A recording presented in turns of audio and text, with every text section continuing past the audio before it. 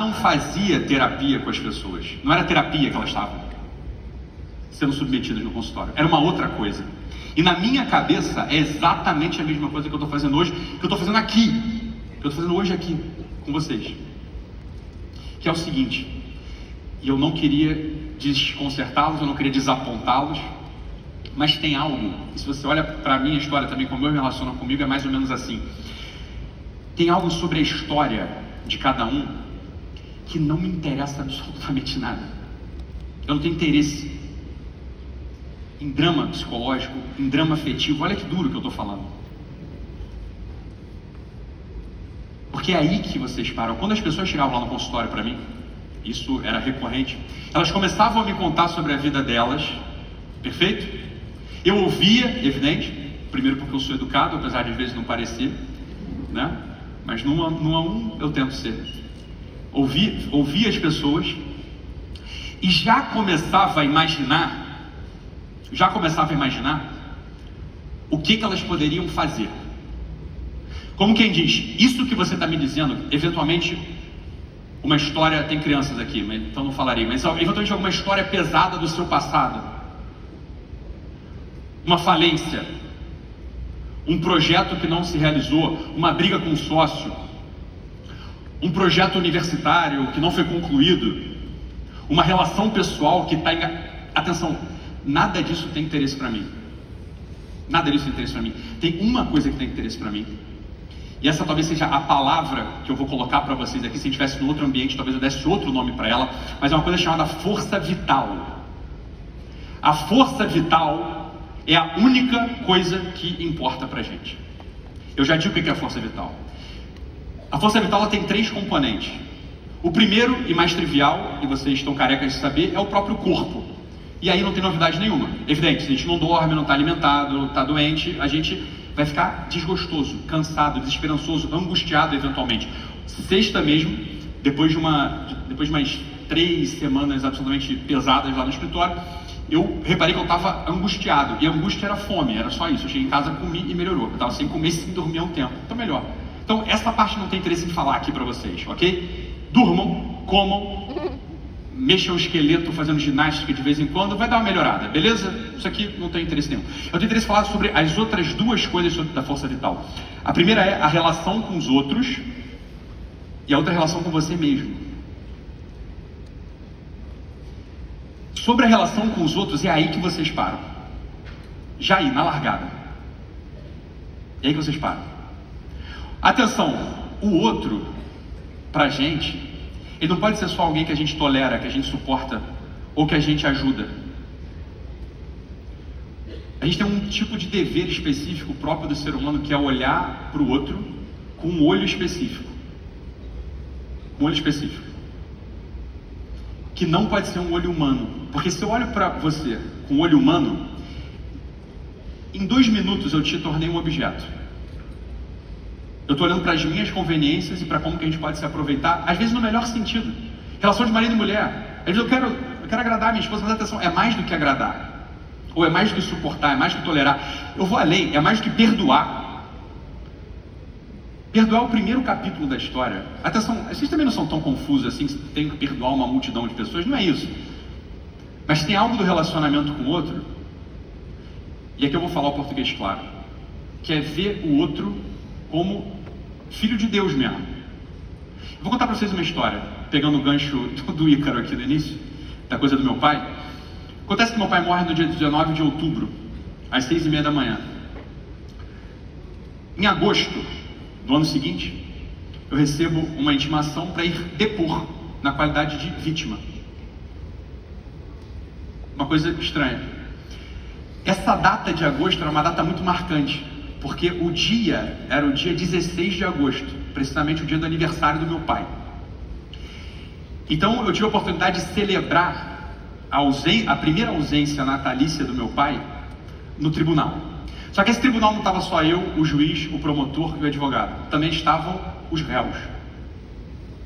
Então eu tive a oportunidade de ver o assassino do meu pai pela primeira vez no dia 16 de agosto, dia do aniversário dele. Foi assim, esse foi o presente que Deus resolveu me dar naquele dia. Poder ver o sujeito que matou meu pai. E não falo isso por mérito, porque eu de fato não tenho, isso é bem claro, ok? Mas uma graça de verdade recebida naquele momento, uma graça extraordinária. Alguma coisa aconteceu ali no meu coração, eu digo, que eu consegui olhar para o sujeito que matou meu pai. Ele pegou uma arma e deu um tiro na cabeça do meu pai. Olhar para ele de um modo estranho. Não era, obviamente não era um amor romântico. Obviamente não era até pelo meu jeito, uma coisa histérica. Mas eu olhei para ele de um modo específico, eu olhei para ele e falei o seguinte, olha, por mim, esse sujeito estava morto. Mas alguma coisa aconteceu que eu falei, olha, de que me adianta esse sujeito morrer em pecado mortal e ir para o inferno, se curiosamente, escandalosamente, esse não é o plano de Deus para nenhuma criatura? Não é isso? De que me adianta que esse sujeito morra e vá para o inferno? Eu vou estar frustrando a Deus. Eu estaria frustrando a Deus, não é isso? Ou Deus estaria frustrado.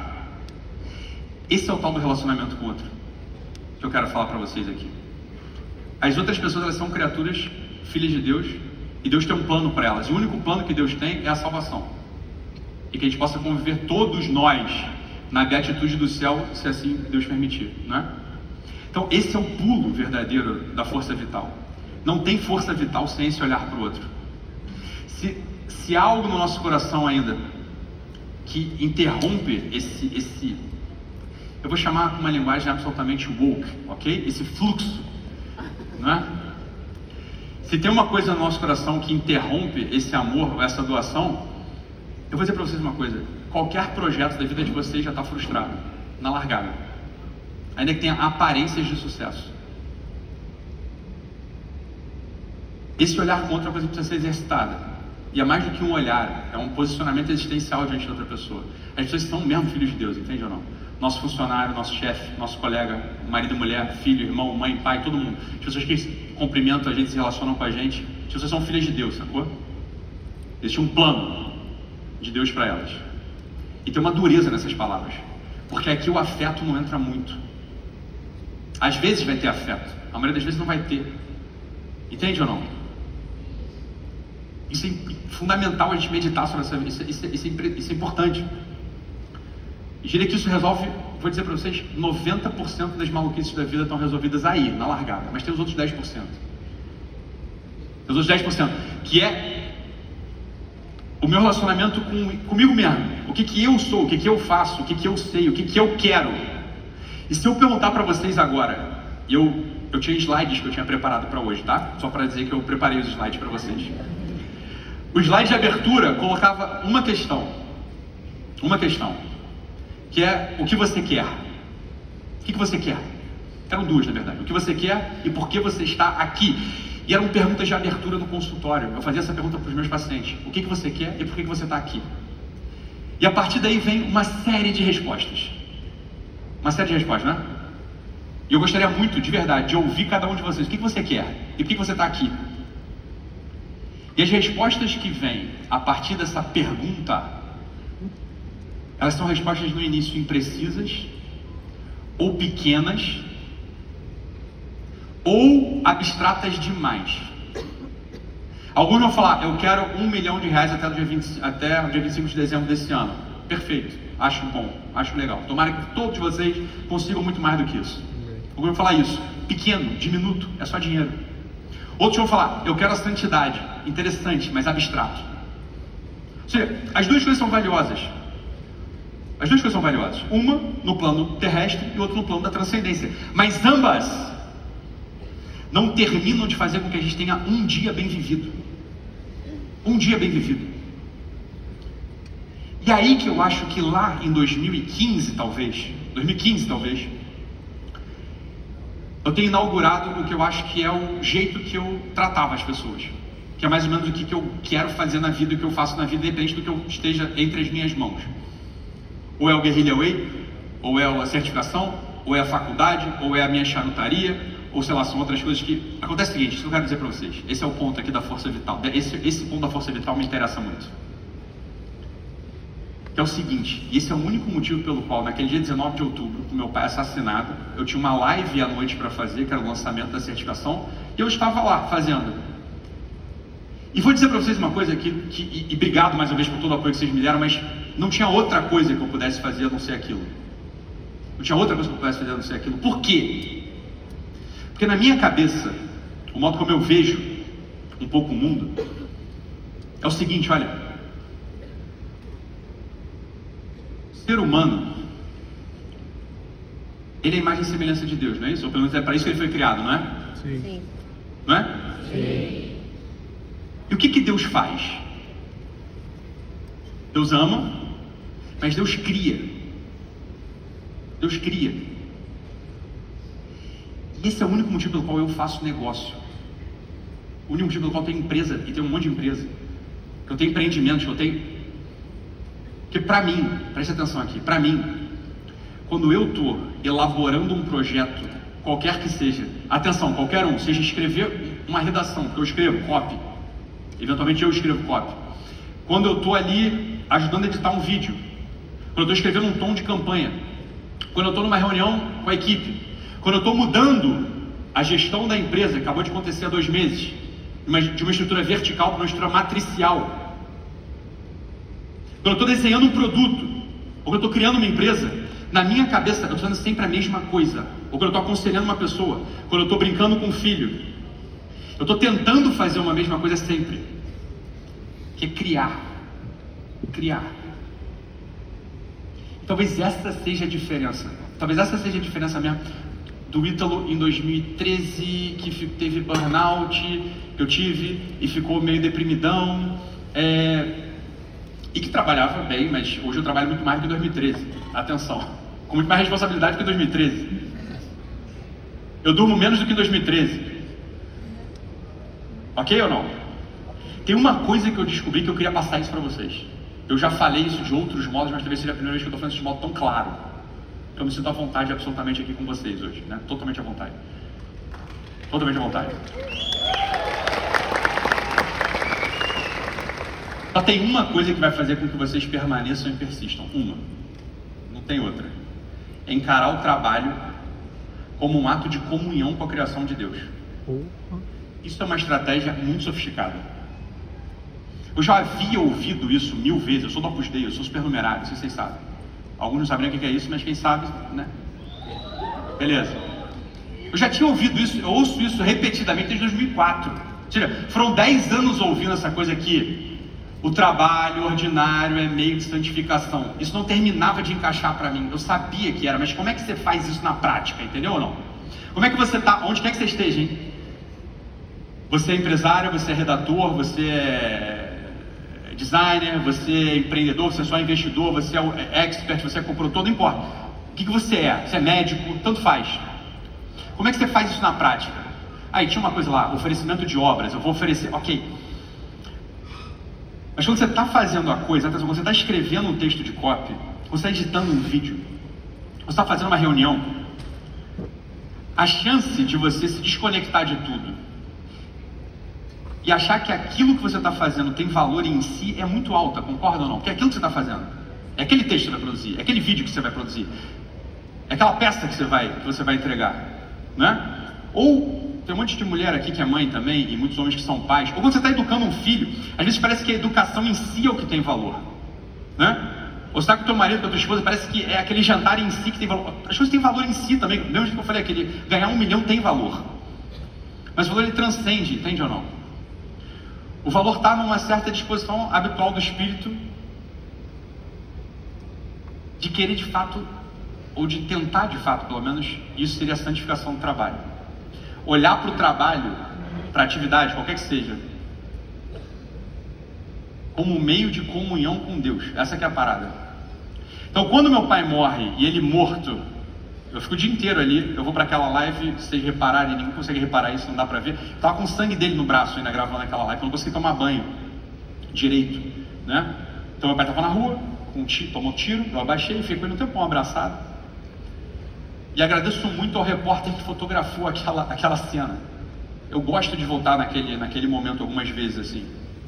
Aquilo me ajuda a tocar assim na beleza e no amor de Deus, entende?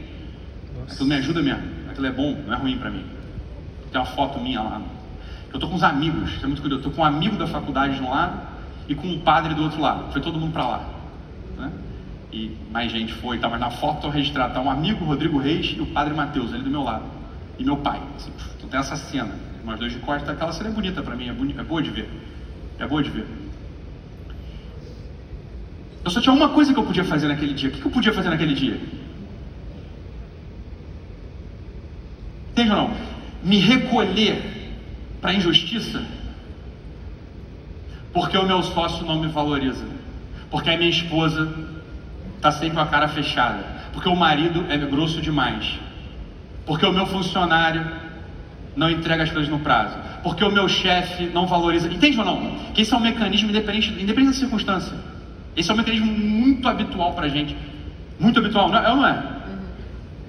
Isso é terrível, bicho. Isso mata o espírito, isso acaba com o espírito de empreendimento. E aqui eu gosto dessa ideia de empreendimento. A vida humana é um empreendimento. Estamos num lugar, temos poucos recursos, mas temos o necessário para, com a sese e a graça de Deus, chegarmos ao paraíso.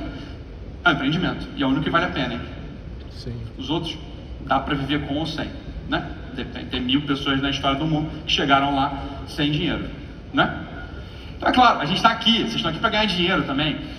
Tudo ótimo, tá bem, pode ganhar dinheiro, é bom, não é ruim. Pode ser o inferno, pode ser muito bom. Isso depende de como você vai se relacionar com isso que eu estou dizendo aqui. Com o outro e com você mesmo. Percebe isso ou não? Produção, posso vê-los de novo, mas eu vejo que eu estou com saudade deles. Se puder acender aqui a luz, eu agradeço. Porra, beleza. Valeu. Deixa eu olhar pra você. Era você mesmo que eu queria ver, tá bom. Não, já vi que é o Lua, beleza. Eu tenho um homem barbudo bonito aqui na minha frente, tá só com a sombra, eu queria só ver. Pode deixar aceso um pouquinho, só pra eu vê-los aqui um pouquinho. E aí? E aí? Deixa eu ver os rostos aqui conhecidos. Obrigado. Alessandra Galberto aí na frente. Tá bom. Ah, os pombinhos aí. Voltou a ser minha amiga? Tá bom, só foi me perturbando, né? Beleza, tá bom, vou ver vocês todos aí. E eu quero voltar a conversar com vocês. Eu só queria ver vocês. Pode deixar a luz acesa um pouquinho, só para eu ficar aqui em companhia. Eu tô muito sozinho aqui nesse palco, né? Solitário. Alguém me falou que ia ter meu retorno de horário aqui em produção. Não tá aqui. Alguém falou para mim que ia ter o horário da palestra, mas eu... Pronto, foi. Não, tá bom, eu tô calculando, eu tô certinho no tempo. Era o que tava na minha cabeça. Então isso que eu queria falar para vocês, olha, a força vital é importante. E eu queria muito que vocês pudessem responder esse negócio de verdade. O que vocês querem?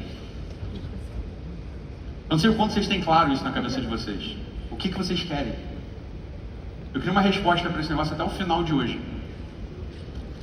Porque olha só, vamos embora, isso era coisa do consultório. A pessoa está na minha frente, e talvez seja a mesma questão aqui. Vocês vão até um lugar, as pessoas iam até o consultório com uma expectativa, com o que é possível falar, né? O que você pode falar acerca das coisas, né? Mas quando eu espremo, isso eu estou tentando fazer com vocês aqui agora, de verdade, o que você quer, bicho? Se só te sobrasse um desejo, um único, não dois, um. E se você fosse no armário e pudesse pegar as ferramentas para realizar só um desejo, qual que é o desejo verdadeiro? O que você quer mesmo? O que você quer mesmo? Essa é a pergunta que você tem que saber responder. E você não pode ter medo de se encontrar com uma coisa chamada trivialidade. Você pode notar que você é uma pessoa trivial e frívola. Você pode se envergonhar disso. Pode se envergonhar disso. E seria muito bom que a vergonha aparecesse. Muito bom. O ser humano, preste atenção. O ser humano, diferente dos cachorros, que a gente ama os nossos cachorros, né? Quem tem cachorro, quem tem bichinho, ama bichinho. Os cachorros, eles têm, os animais como um todo, né? Eles têm uma elasticidade de possibilidades muito curta, muito restrita, né? Quer dizer, a diferença entre um Border Collie tapado e um Border Collie muito inteligente é muito pequena, né? Eles fazem mais ou menos as mesmas coisas, não é ou não? A diferença entre um tatu-bola, começa a imaginar, entre uma baleia, é muito pequena, até em tamanho, né? É pequeno mesmo. Eles são muito achatados. Cara, pensa num ser humano, bicho. Pensa num ser humano, porra. A diferença entre um Hitler e um Papa João Paulo II. Pensa nisso. A diferença entre um crápula, talvez um dos homens mais terríveis que já pisou na face da Terra, um genocida, implicante, mau, e um sujeito que doou a vida inteira por um ideal. O alcance, a elasticidade de possibilidade do ser humano, ela é muito grande. E um medo que eu tenho, e é um medo verdadeiro, e eu não sei porque esse medo me ocorre, mas é um medo que eu tenho, é que as pessoas que passaram por mim, vocês, portanto, não notem isso. Se eu pudesse falar uma coisa com as pessoas que passam por mim, é essa, exatamente isso que eu estou falando aqui agora. Eu falei, olha, a possibilidade da gente imaginar que é um cachorro é muito alta.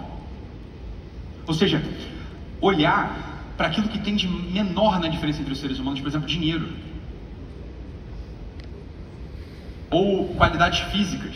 Um sujeito é mais alto ou mais baixo, mais forte ou mais fraco, um pouco mais rico, um pouco mais pobre. Isso é muito pequeno ainda dentro de um grande campo de possibilidades morais. Esse é o ponto. Possibilidades morais. A possibilidade de você ser mal, ela existe. A possibilidade de você ser bom, ela existe. E o mais devastador seria a possibilidade de você nunca parar para pensar sobre isso e ser apenas um macaco de imitação, um sujeito que não reflete sobre o que um ser humano foi feito para ser. O que um ser humano foi feito para ser? Essa é uma pergunta que eu colocava no consultório com uma frequência. Para que serve? Porque quando eu vejo esse microfone, eu sei para que ele serve. Ele serve para captar o meu som, conectar com um dispositivo que leva até um alto-falante, que faz com que a minha voz possa chegar lá no fundo, né? Para que serve essa cadeira que você está sentado? Para você não se cansar, amparar, né, a sua postura. Para que serve um ser humano? Para que serve um ser humano, bicho? Isso é uma pergunta que você tem que refletir. A partir daí você vai conseguir chegar, talvez, naquela resposta. Na resposta àquela pergunta lá, o que eu quero?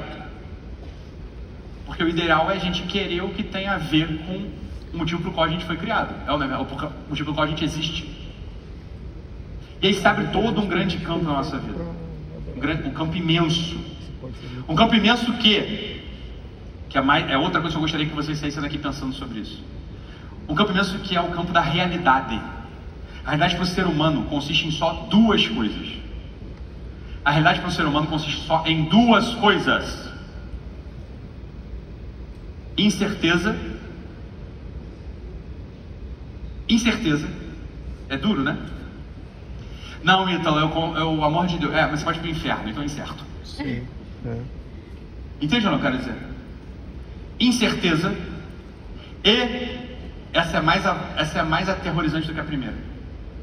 Trabalho constante. Essas são as únicas duas realidades.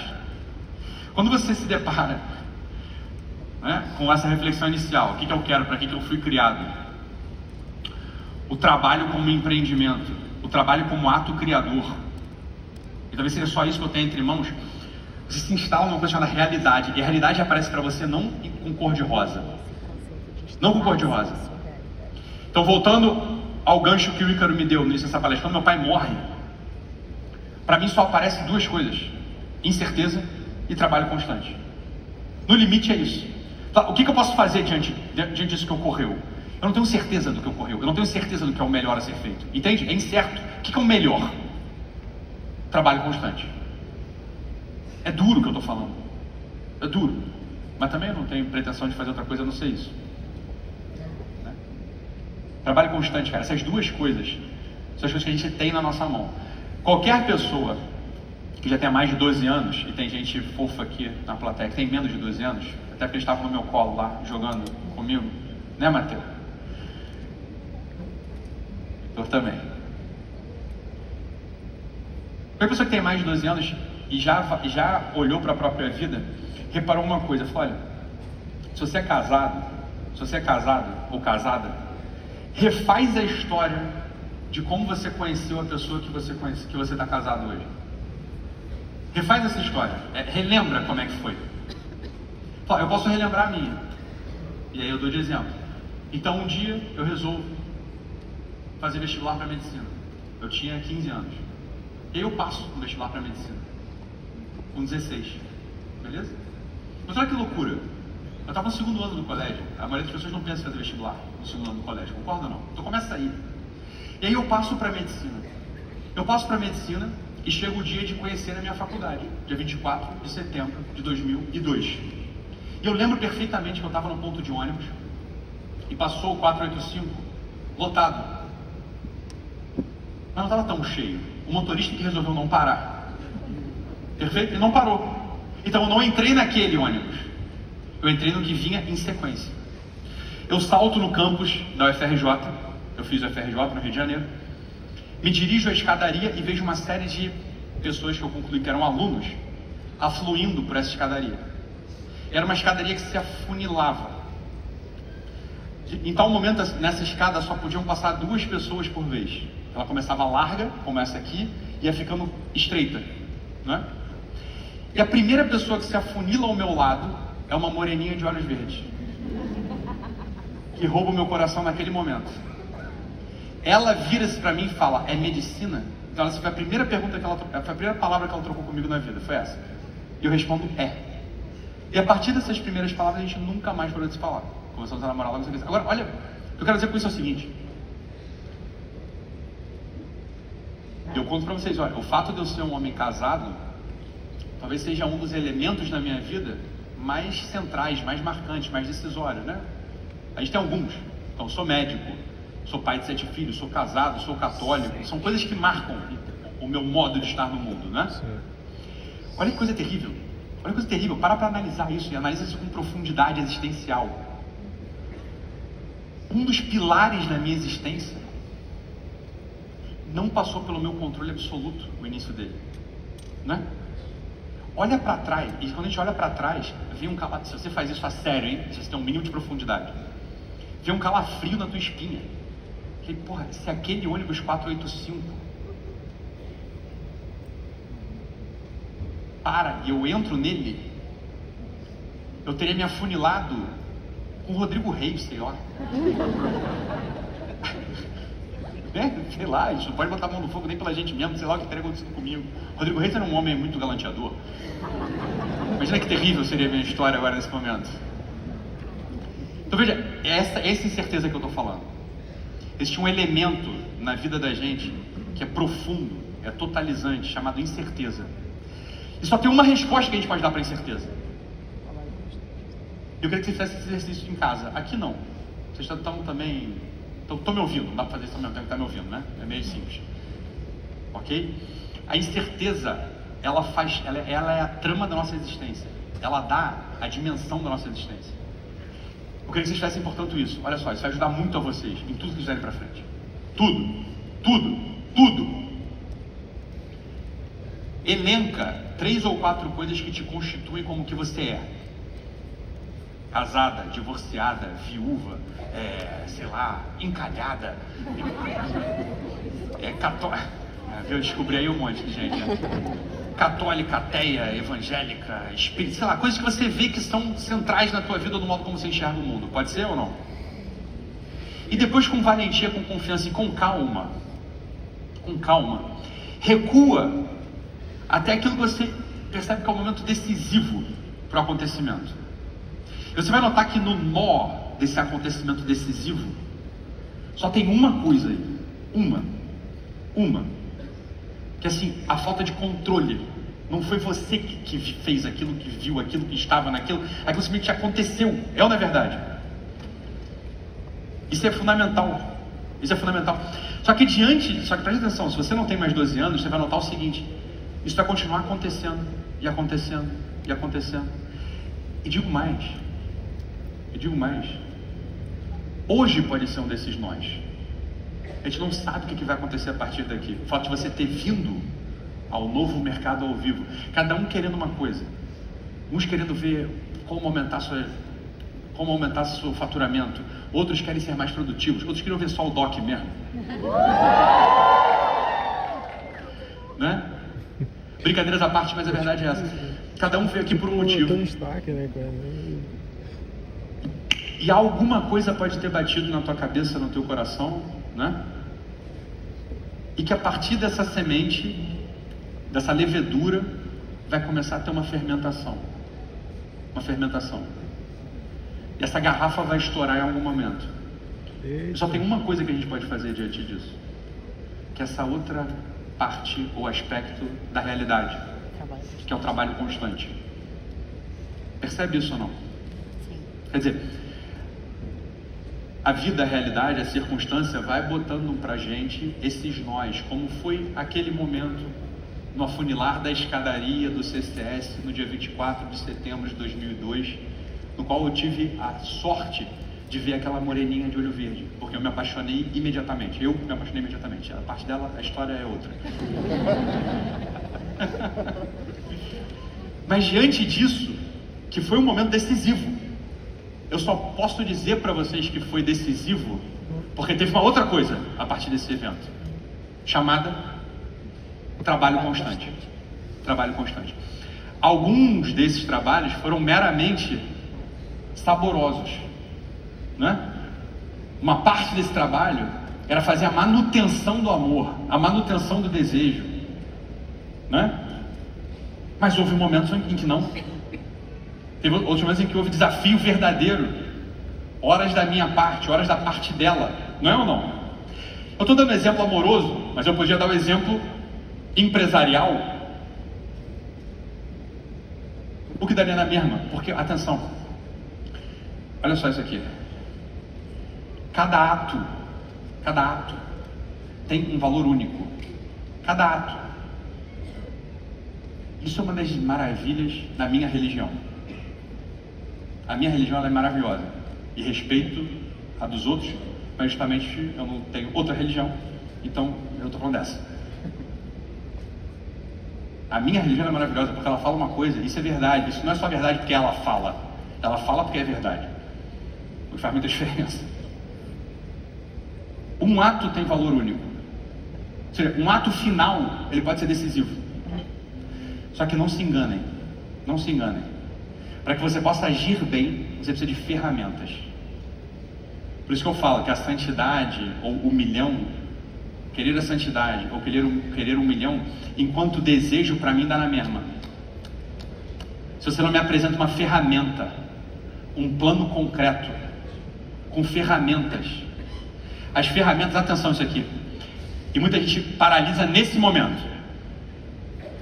Tem bons desejos, até tem bons planos, até está inspirado, até entender o que está acontecendo aqui, por exemplo, é fantástico, é fundamental, pode ser decisivo, mas não deu atenção para as tais das ferramentas. As ferramentas. O que é uma ferramenta? A ferramenta é aquilo que permite que a gente reaja com possibilidade. Sem ferramenta, você entra no mundo interior alucinante e desesperador. É o famoso sujeito que é genial, né? Doc, meu marido é genial, mas estamos endividados. Doc, o meu marido, ele é muito inteligente, mas nunca consegue empreender. Doc, eu sou uma grande escritora, mas não consigo um contrato de copy. O que te falta? Prestar atenção na ferramenta. A ferramenta, atenção, a ferramenta é um conjunto de tecnologias desenvolvidas ao longo do tempo e consolidadas e que trazem resultado. Trazem resultado para a tua ação.